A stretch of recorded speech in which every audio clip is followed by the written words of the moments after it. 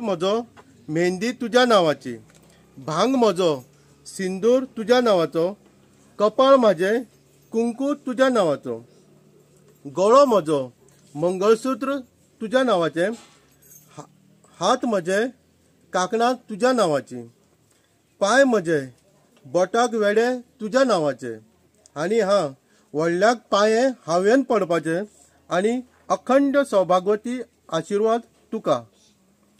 वडा पौर्णिमेक उपवास म्हजो आनी आयुश्याचो वरदान मात्र तुका।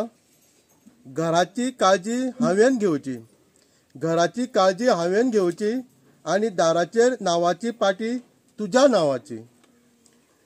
नांव म्हजें तेचे मुखार वळख तुजी, नांव म्हजें तेचे मुखार वळख तुजी। इतलेंच न्हय, गुणे मन म्हजें, रक्त म्हजें, दूद म्हजें आनी भुरगीं तुज्या नांवाची। म्हजें सगळें तुजेंच आनी तक्रार कांय ना, पूण रागार जायनाका, आनी तक्रार कांय ना पूण रागार जायनाका। शांत मनान एक प्रश्न विचारता, इतलेंच सांग, तुजे कडेन कितें आसा म्हज्या नांवाचें? शांतपणान एक प्रश्न विचारता, इतलेंच सांग, तुजे कडेन कितें आसा म्हज्या नांवाचें?